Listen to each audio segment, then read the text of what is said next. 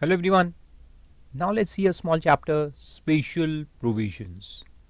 In this chapter we'll see small issues like importation of baggage. What is the procedure for importation of baggage? What is the procedure for importation of ship stores?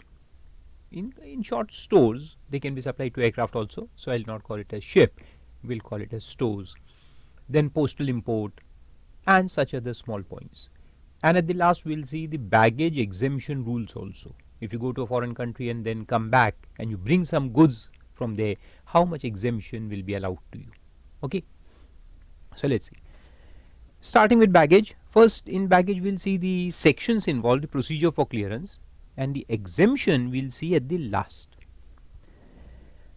So definition says baggage includes unaccompanied baggage. Baggage basically means what? Your luggage which a passenger carries is called as baggage, and it includes unaccompanied baggage also. Unaccompanied means where it is not going along with the passenger, but it is going apart. You can book the baggage and then you can leave on a different flight. Or sometimes it happens that your baggage is left at some place, at some airport, and then it is brought by another flight. So that will be called as unaccompanied baggage. So baggage includes unaccompanied or accompanied baggage both, but does not include motor vehicles. If you bring your motor vehicle along with you and you say that this is my baggage, no, it doesn't include motor vehicles. And section 15, 16, 44 to 56, the import procedure, the whole import export procedure. 15 means your rate of duty, on which date to be considered, import duty rate. 16 is export duty rate. 44 to 56 is the procedure for export, filing of bill of entry and all. And 91 to 99 do not apply to baggage. So these normal sections which apply to cargo, they do not apply to baggage. So we have got a different procedure for baggage. Then declaration is given there that for the purpose of clearing the baggage, the owner shall make a declaration of its content. So there is a separate form of declaration. You don't file a bill of entry here. And the relevant date for the rate is given under 78. And tariff value shall be the date on which the baggage declaration is made under 77. So these are the 2-3 simple sections involved. Let's see them in detail. First is declaration. The owner of the baggage shall, for the purpose of clearing it, make a declaration of its contents to the proper officer, and this is known as the baggage declaration form. There is a prescribed form for this. CBEC has prescribed it, CBIC I mean, and you have to fill it up. So whenever you come from a foreign country to India, whether you are an RI or a foreigner or a tourist who has gone outside India and coming back, if you carry taxable goods in your bag, you have to fill up this form. So practically I'll tell you, when you enter India from anywhere outside India, then you see two boards there, green channel, red channel. Okay, after you cross the immigration and you collect your bag, then there are two ways of coming out on the landmass. One is a green channel and one is red channel. So green channel means an automatic declaration that you don't have any taxable goods in your baggage, so you can just pass through. Of course officers are standing there, and if they have any kind of apprehension against any person, they will ask him to stop, open his bag and check. And if they find that any taxable goods are there, then they will not only assess tax but also levy penalties. Okay, so if you're going through green channel, be cautious. You can be stopped and checked. Second is the red channel. Red channel means that you have taxable goods. So when you go there through the red channel, there is a different gate. Then there is a baggage declaration form. You have to fill up all the details, and after filling up all the details, you submit it. They can check the goods. The officers standing there can check the goods. After checking the goods, they can assess the duty. You pay the duty and then you leave out.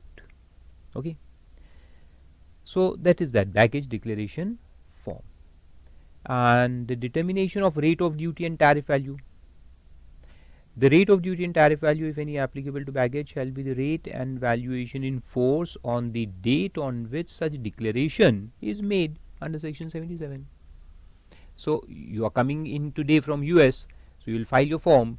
The assessment will be done then and there as per the today's rate. Simple. And there's one case also, Naresh Lokumal Sarai, 2006. It was held that there are no separate rules for valuation of baggage. Therefore, valuation rules apply to valuation of baggage also. Valuation rules means the normal valuation rules of 2007, which we have seen, and that means section 14 read with valuation rules will apply. The normal valuation method will apply to baggage also. Then bona fide baggage exempted from duty. So this section gives the power to the government to give exemption to baggage. So there is no need to study the section, because section doesn't do anything. Section only gives the power to give exemption. The actual exemption notification is given at the last. That is important, that we'll study. So this is of no use. Then section 79 says bona fide baggage is exempted from duty. The following items are passed free of duty: articles, this is the explanation part, which had been in use for a minimum period as specified in baggage rules. All these things we'll study in the baggage rules. And a few relevant cases are also given, like gift. Articles brought in as baggage for personal use for another person cannot be treated as bona fide baggage for allowing exemption. Tribunal has held this view in the case of Saroj Goenka versus Commissioner of Customs. It should be for your personal use, then only you get exemption, not for somebody else. Okay. And second point is, if software is imported by baggage mode, exemption under notification 11/97 custom would not be available, because all baggage are liable to be classified and assessed to duty under heading 98.03. Software cannot be imported as baggage. Simple. It would not be liable for exemption. It will be fully taxable, because software is not meant for personal use, na. And then section 80. 80 is interesting, and sometimes question also come on this section, so mark it to be read. Now what it says, that if you bring some goods into India in your baggage which are prohibited in India, you are not allowed to import, like gun. In US you can possess a gun, it's legal there, but it is not legal in India. Though people possess, that's a different story, but it is not legal. So what you can do here is that when you come to India and you have submitted the declaration, proper declaration that your bag carries a gun, then the officer can give you two options. Number one, to throw it away because you cannot carry it in India, so you throw it away, but you will not do that, of course. So the second option, which is given by section 80, is that you can keep it in the custody of the customs office. So that is called as detention of baggage. You can keep it in detention and tell them that I'll return after 2 months, because I am NRI, so I have to go back. So when I am returning, I'll pick my gun and go to US. Okay, so that is what you can do. And suppose if you are not leaving from the same airport, you have come, your flight is coming into Delhi airport, and later on you are going to leave from Bombay airport, then what? Then you can authorize somebody who is leaving India from Delhi airport to collect that gun on your behalf. Or if you don't find any such person, then you can ask them to export it as cargo in your name, to send it back to US at your address as cargo. So the customs department will export it as cargo. Of course the cost will have to be paid by you. So that is section 80, very simple. That where the baggage of a passenger contains any article which is dutiable or prohibited, either it is dutiable or prohibited. If it is dutiable and you don't want to pay the duty, then you can keep it there. Or if it is prohibited, it will not be allowed inside India, so you have to keep it there. And a true declaration has been made under section 77. It is not that it is caught by the officer. No. You have given a true declaration yourself voluntarily. Then the proper officer may, at the request of the passenger, detain such article for the purpose of being returned to him on his leaving India. And if for any reason the passenger is not able to collect the article at the time of his leaving India, that is because he is travelling from another place, the article may be returned to him through any other passenger authorized by him and leaving India, or as cargo consigned in his name. Simple. Then section 81 is there, which is again not to be read. It gives a power to the board for making regulations. Regulation for providing the manner of declaring the contents of baggage, means providing for that form. Then providing for custody, examination, assessment and clearance, and who will take custody, who will examine, all those points. They are all departmental matters. We don't have to do anything with that. And providing for transit or transshipment of baggage from one customs station to another or to a place outside India. It can be transited or transshipped also. So all those regulations will be made by the board. We don't have to do anything. So forget it. So that is about baggage. Then coming to postal goods, interesting one. Postal goods, all the these days postal goods have become very important because of so many people importing from China directly through post. The goods come through post. You can order on the Chinese websites and they will send it by post to your address in India. So a lot of goods are coming in, even that AliExpress and Alibaba and all, and lot of other sites are there. So therefore this has gained significance in the present times. Courier and postal imports, like AliExpress and all, they send it by courier, or it can be by post also. So let's see. Section 24 and 24A of the Indian Post Office Act of 1898 is given there. This is for reference. These are Indian Post Office sections. So they will not come in your exam, but just for reference sake. Okay, just for knowledge sake, general knowledge. So it says power to deal with postal articles containing goods contraband or liable to duty. The Post Office Authority has a right and duty to open and examine a post article. Now I am explaining you these points because they will be used later on in the procedure. So therefore you should know that what are the powers of the postal authorities. Okay, this is the power of the postal authority, not the income tax authority, not the customs authorities, but the post authorities. The postmen no, but the people working in the post office. Okay. The right can be exercised only if he has a reasonable suspicion that the goods contained in the post article are liable to duty of custom or subject to prohibition, that they are liable to prohibited or they are liable for duty. Then they can open and examine the article. So your box which is coming in can be opened and examined. So if your boyfriend has sent some articles to you by gift and they are coming by post, so the authority will open it and check it. Okay, so beware of that. Then before opening and examining the postal article, he should issue a notice in writing to the addressee asking him to be present at the appointed time and place for the opening of the postal article. So they'll first issue a notice to you, to the addressee, that look, this parcel has come and we want to open it and check it, so you kindly be there. Then the addressee can be present either in person or by his agent, and if the addressee or his agent does not turn up at the appointed time and place, the postal authorities are entitled to open and examine in his absence. And 24A further provides that the postal officer shall deliver such postal article to specified customs authorities who shall deal with such article in accordance with provisions of the Customs Act or any other law for the time in force. Means your article can also be handed over to the Customs Department for valuation purpose and for assessment of duty purpose. Then next is section 83, rate of duty and tariff valuation in respect of goods imported or exported by post or courier.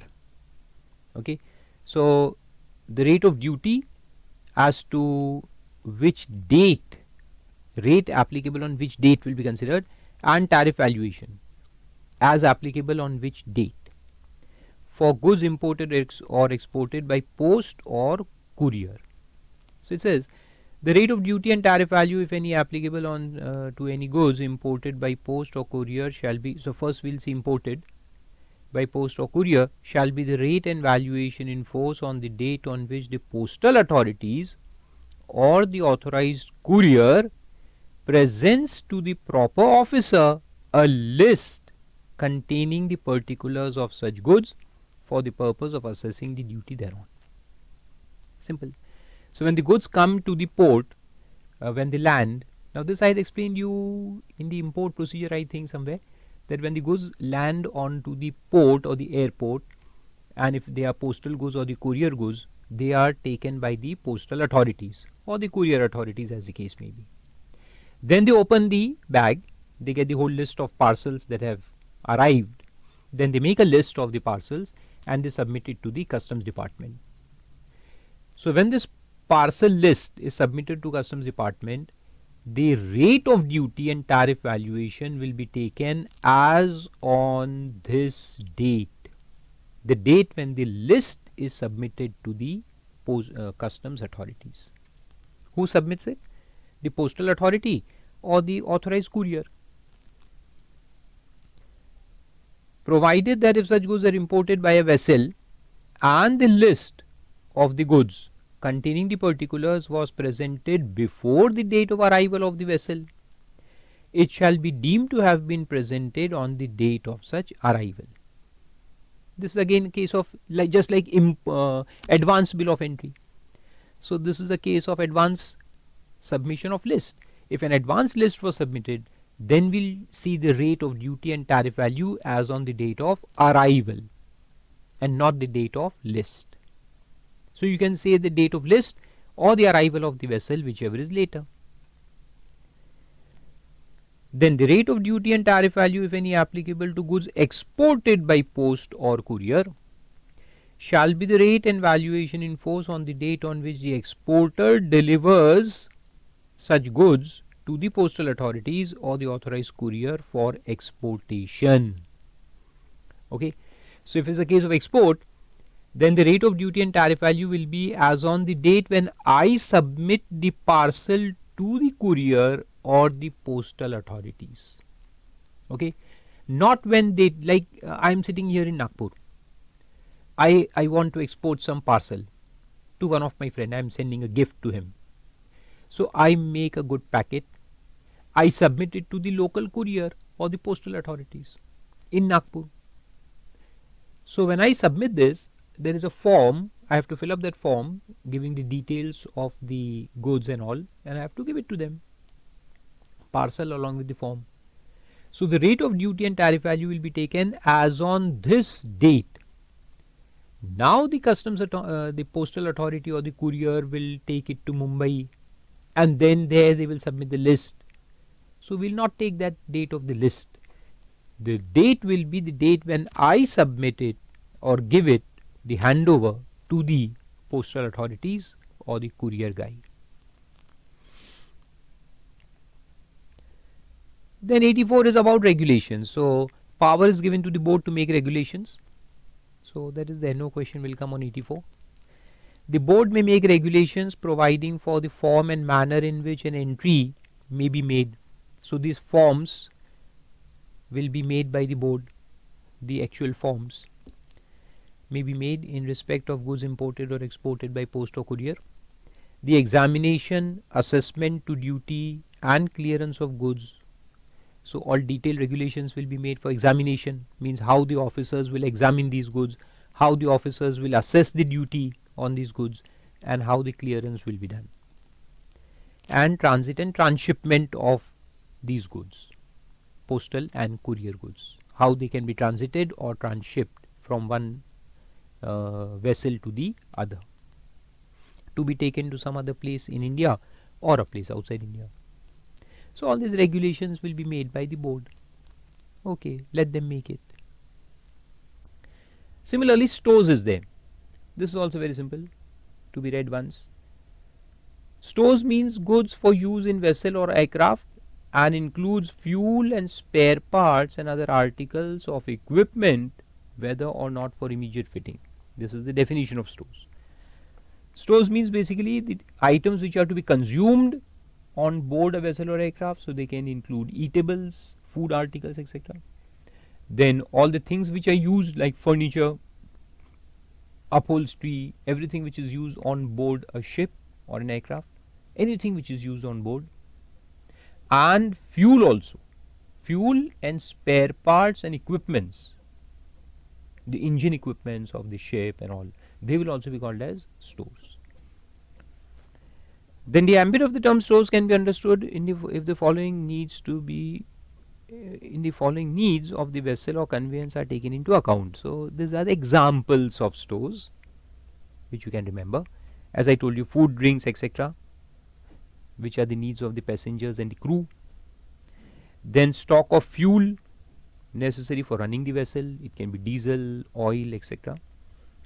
Aviation turbine fuel for aircrafts. Then conveyance, for example, diesel oil, furnace oil for ships, aviation turbine fuel, and so on and so forth. Then conveyance has to carry with it certain essential spare parts for the maintenance and repair. So all the equipments and all will come there.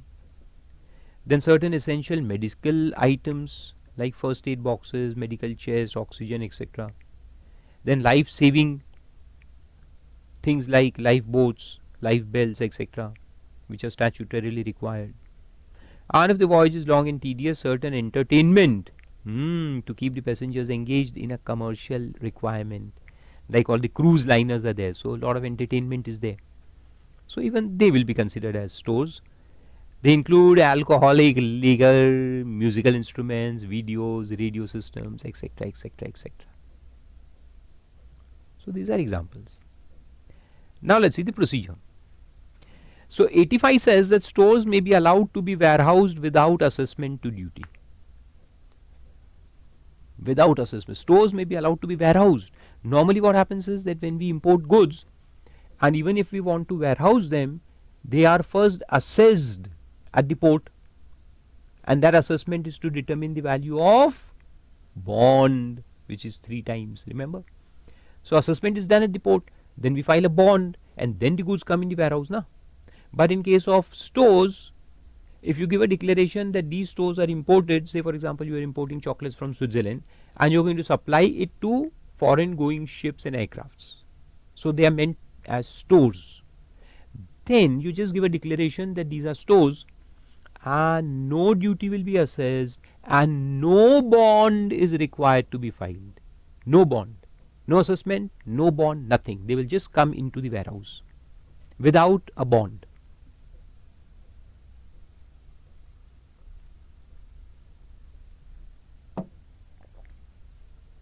Understood? Without a bond.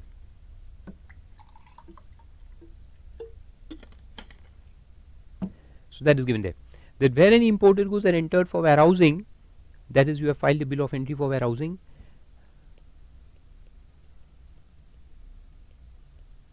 and the importer makes and subscribes to a declaration. You have to just give a declaration that the goods are to be supplied as stores to vessels or aircrafts without payment of import duty under this chapter, means supply to foreign going vessels and aircrafts. The proper officer may permit the goods to be warehoused without the goods being assessed to duty. Without the goods being assessed to duty. And the procedure is also given, regulations, old regulations are there, bonded aircraft stores regulations. But again, this is for academic interest, not for exam point of view.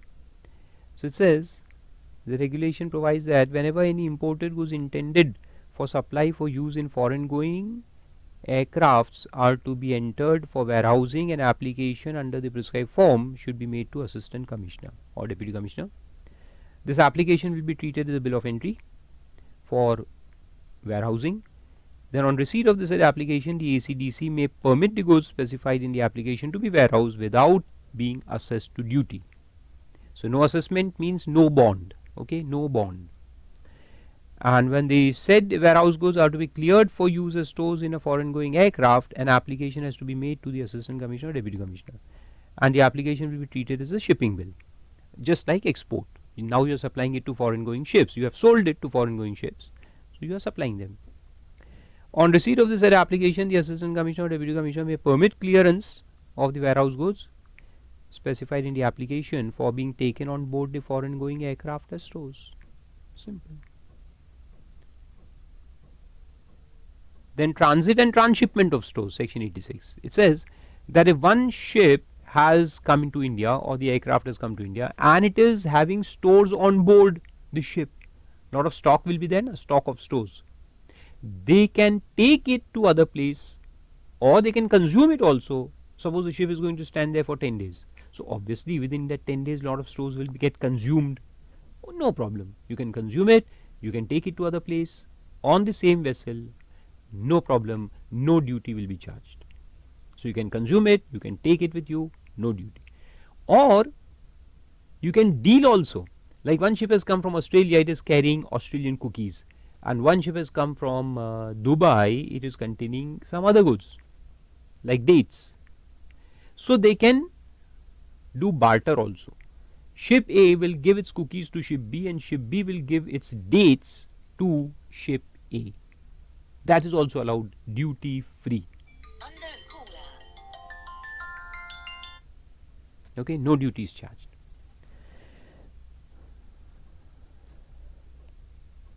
So it says that any stores imported in a vessel or aircraft may, without payment of duty, remain on board such vessel or aircraft while it is in India. So it can remain on board. And any stores imported in a vessel or aircraft may, with the permission of the officer, be transferred to any vessel or aircraft as stores for consumption therein, as provided in section 87 or 90. So you can transfer also, no problem, without payment of duty. And similarly 87 says that stores may be consumed on board also without payment of duty. So it says any imported stores on board a vessel or aircraft may, without payment of duty, be consumed thereon as stores during the period such vessel or aircraft is a foreign going vessel or aircraft. Now this is important. Till the time it is a foreign going vessel or aircraft, means if a ship has come from Dubai and it is going to leave back to Dubai, means it is a foreign going ship or aircraft. So it can bring stores, it can consume it, no problem. No problem, all the stores will be exempt. And whatever is left, they can take it back, no tax. But if a ship is coming from Dubai to India and now it will stay in India only, it is no more a foreign going ship or aircraft, as the case may be in case of aircrafts, then the stock of stores that they have brought to India will be chargeable to import duty. Remember, if that ship is not going to go back, then the stock of stores will be chargeable to duty. But if they are going to go back, then no problem, they can consume it, they can take it, exempt. So it says, in other words, no duty is leviable as long as the vessel or aircraft is a foreign going vessel or aircraft. However, if the vessel aircraft ceases to be so, means it comes to India and then it becomes Indian aircraft, it is going to be used in domestic market, it is no more foreign going aircraft, then what will happen? And converts to a total run or local flight, duty will be chargeable on the stores on board, means whatever stock they have will be chargeable to customs duty. Thus, in the case of vessels and aircrafts arriving in India and terminating their voyage at a port of arrival, or the vessel aircraft arriving in India and subsequently converting into coastal voyage, means a ship has come from Dubai to Bombay and then it will be traveling from Bombay to Goa, Goa to Cochin and then back. So it is no more a foreign going vessel, it will convert into a local voyage. Then also the duty is chargeable. So either it is terminating or it is converting into local voyage or coastal voyage or a domestic flight in case of aircrafts. Import duty would be chargeable on the unconsumed stores, means stock of stores brought by the vessel aircraft conveyance at the point of entry into India, the first entry into India. The stores list in the import manifest forms the basic document for charging this duty. So when they come to India, they have to file import manifest. Import manifest contains the stores also, declaration of stock of stores. So that much will be chargeable to duty. Then it says application of section 69, that is warehousing, and chapter 10, that is duty drawback. It says that warehouse goods can be taken on board any foreign going vessel or aircraft as stores without payment of duty under section 69. If you have stored the goods in warehouse and then you are transferring them as ship stores to foreign going vessels or aircrafts, it will be exempted from import duty. So no import duty will be payable if the warehouse goods are transferred as stores. To whom? Foreign going vessel or aircraft. Important point. And second point says duty drawback, that is chapter 10 is duty drawback, will be allowed at 100% of the duty paid. 100% duty paid shall be allowed on fuel and lubricating oil taken on board any foreign going aircraft as stores. Means if you have imported aviation turbine fuel and you have paid the duty also, you have imported it, you have paid the duty, and then you are supplying it to a foreign going aircraft, then 100% duty will be refunded to you. Normally the duty drawback under section 74 is 98%, but here it will be 100%. Okay, in which cases fuel and lubricating oil which are supplied to foreign going aircrafts as stores, and if any other thing is supplied, then you will get 98% drawback. Then stores to be free of export duty. Any stores which are supplied will be exempted from export duty. Okay, that is very simple.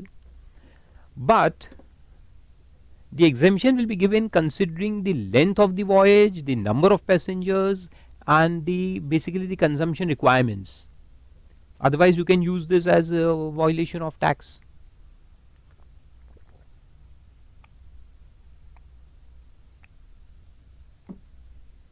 Like for example, we are supplying goods A as stores, but our intention is that it should be sold outside India. So even though a ship is going out of India and passengers are 10, there are only 10 passengers. If you consider the length of voyage, like the length is going to be 31 days, 31 days into 10 passengers, you can find out the consumption, the requirement of consumption.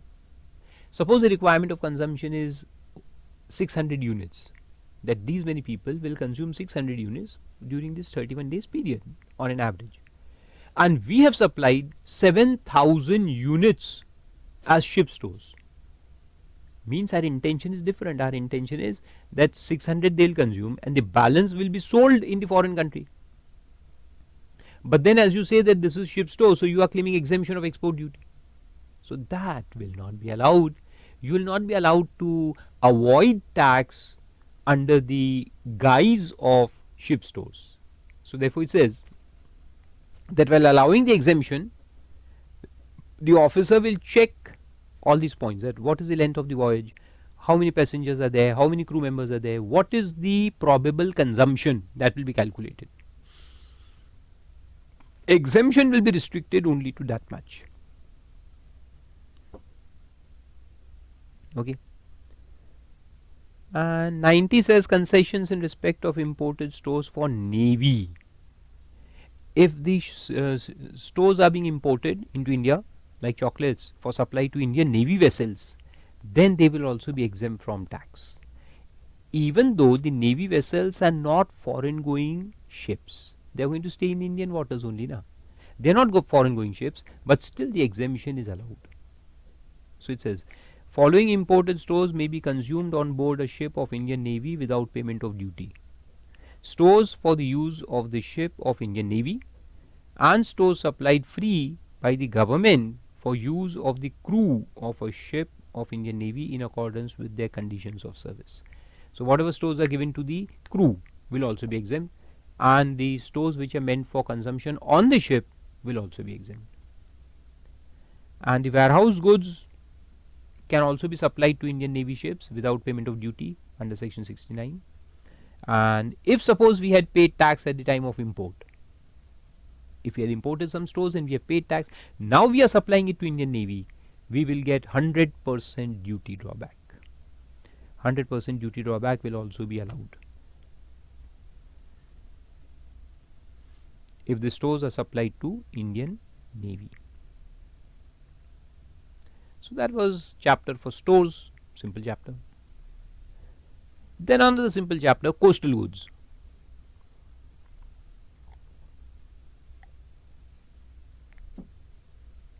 Coastal goods have nothing to do with import duty or export duty.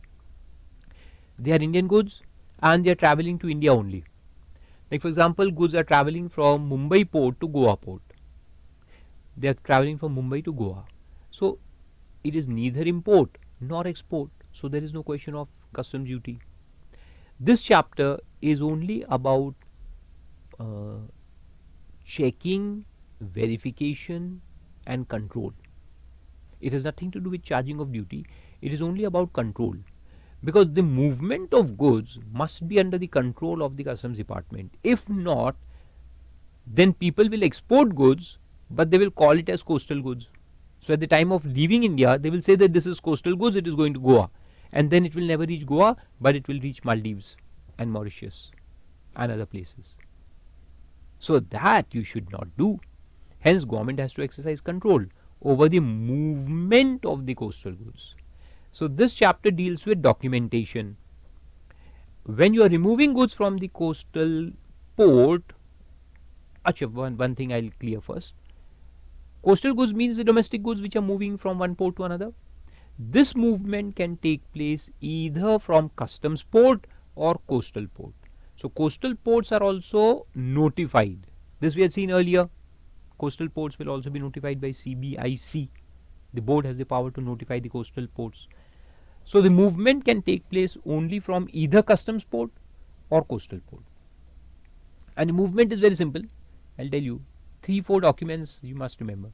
One is that when the goods are supplied, you have to file a declaration. For supplying the goods, for boarding the goods on the ship, you need a declaration. That declaration will be checked by the officer. The goods will also be physically verified, and then he will allow the goods to be loaded on board the ship. Once the goods are loaded on board the ship in charge has to keep a record. He has to keep a track of all the goods which are loaded and unloaded. So for that he has a book, a special book provided to him, a log book, in which he will enter. He will not enter, he has to keep that book. The customs officer will enter the details of the goods loaded, and at the other port when they are unloaded, that customs officer will make an entry of unloading. Okay, so this book has to be maintained at all times with the ship in charge, and the officers can check his ship anytime, even in between the waters, and if this book is not found, then the goods will be confiscated. They will be deemed to be illegally import-export goods. So it's like that. And when he reaches the other place, he will hand over the declarations as well as show the book to the customs officer at that place, and then the goods will be allowed to be unloaded at that place. So it's simple. So see, it is given there. First of all, it is given that this chapter shall not apply to baggage and stores. Then entry of coastal goods.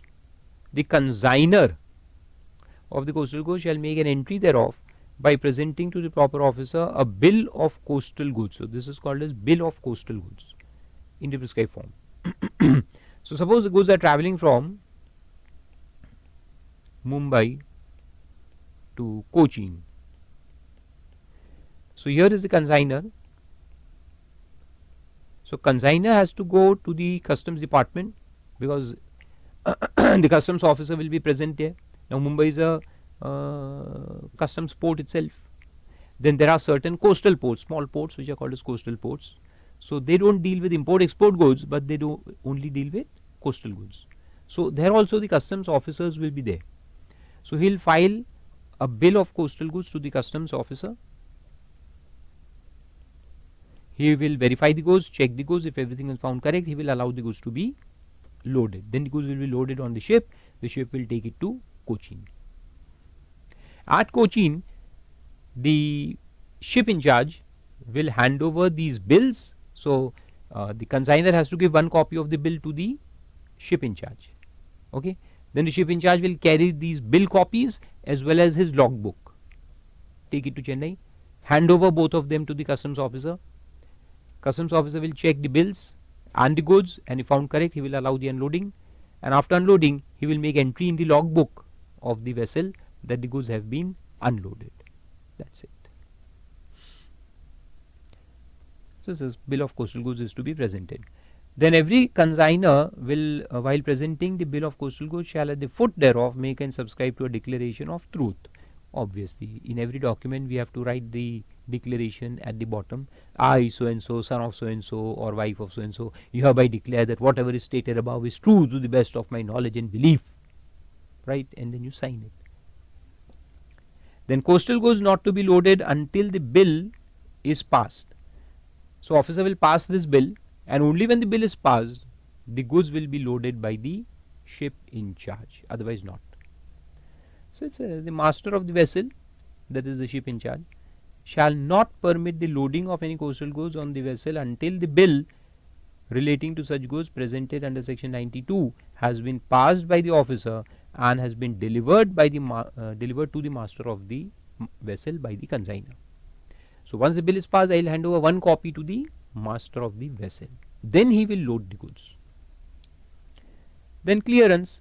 The master of the vessel carrying the coastal goods shall carry on board the vessel all bills relating to such goods delivered to him under section 93 and shall immediately on arrival of the vessel at the customs or coastal port, that is the port of delivery, deliver to the proper officer of that port all the bills relating to goods which are to be unloaded at that port.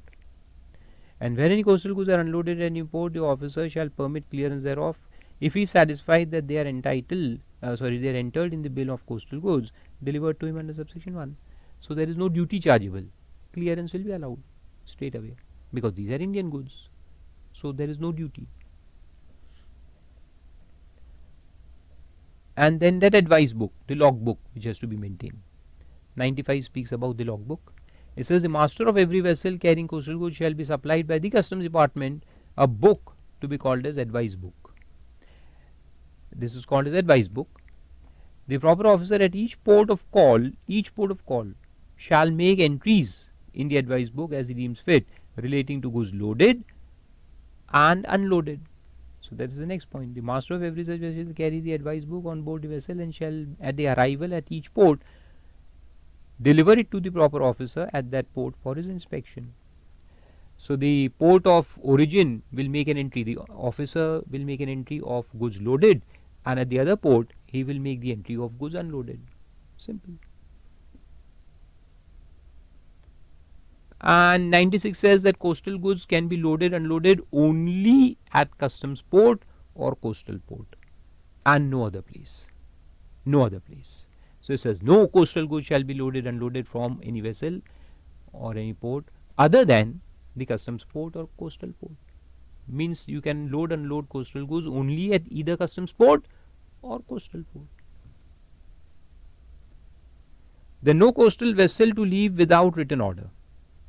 So once the bills are submitted by the suppliers, the consigners, to the ship in charge, and he has loaded the goods, after loading is complete, the vessel in charge has to submit, just like in case of export you submit the export manifest. So here also he has to submit an application for departure. Then the officer will check whether all the goods have been properly loaded or not, and if loaded, then he will give it a departure order. After departure order is received, the ship in charge can leave with the ship. So it says the master of the vessel which has brought or loaded any coastal goods at a customs or coastal port shall not cause or permit the vessel to depart from such port until a written order has been given by the proper officer. And no such order shall be given until the following conditions are satisfied. Number 1, the master has answered the questions put to him under section 38, similar to export. He has answered all the questions. Then all charges and penalties due in respect of the vessel or from the master thereof have been paid, or the payment is secured by guarantees. And the master of the vessel has satisfied the officer that no penalty is leviable on him under section 116, or the payment of penalty has been done, if levied has been done, or the guarantee has been provided for the payment. And the provisions of this chapter and in rules or regulations made thereunder and vessels carrying coastal goods have been complied with. All the rules have been complied with. So if you give this declaration, if you satisfy, then only the departure order will be given. Then application of certain provisions of the Act to coastal goods. Section 33, 34, 36 shall so far as may be apply to coastal goods as they apply to import-export goods. This we had studied in the chapter of import-export procedure. Okay, so these 3 sections will apply to coastal goods also. And that is regarding the unloading during the custom hours and all those sections are there. Then 37 and 38 shall so far as may be applied to vessels carrying coastal goods as they apply to vessels carrying imported goods or export goods. So 37 and 38 will also apply. That is boarding the ship, checking the goods on the ship. And the central government may by notification in the official gazette, direct that all or any of the provisions of chapter 6 and the provisions of section 45 shall apply to coastal goods as they apply to normal goods, with such modifications as may be specified. These are simple points. And the notification is also given 56 by 2016, which says that all vessels carrying exclusively coastal goods and no import export goods are exempted from the provisions of section 92, 93, 94, 95, 97 and 98(1) of the Customs Act. So all the sections that we just saw are exempted if it carries only and only coastal goods. Earlier such vessels were exempted from provisions of 92, 93, 94, 97 and 98, but not from 95. Now they are entitled for 95 also. This is the new notification 2016 one. So earlier this part is a historical part, you don't have to remember that. Then such vessels operating from berths used by vessels carrying imported goods or export goods will have to comply with the provisions of section 30, that is import general manifest or import report, and 41, that is export manifest. If they are operating from the berths which are generally used for imported goods or export goods, then they have to also file the import manifest and export manifest. And the person in charge of such vessel or his agent shall deliver to the proper officer a coastal manifest prior to the arrival of the vessel or departure, as the case may be, and the new format of the manifest has also been prescribed.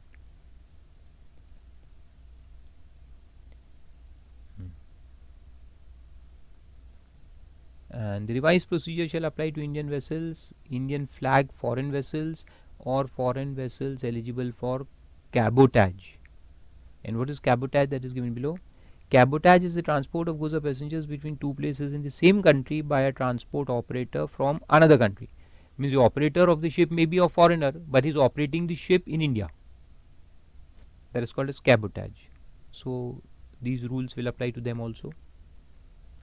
And there shall be no examination of coastal goods, and random checks may be carried out from time to time to ensure that no export import goods are inadvertently or intentionally loaded in the coastal vessels. Means random checks can be done to detect fraud, but each time examination will not be done. So that is also simple. And then comes the baggage rules, the exemption rules. But they are long rules, so we'll finish it in one lecture. So we'll discontinue this lecture here, and then we'll see baggage rules in the next lecture.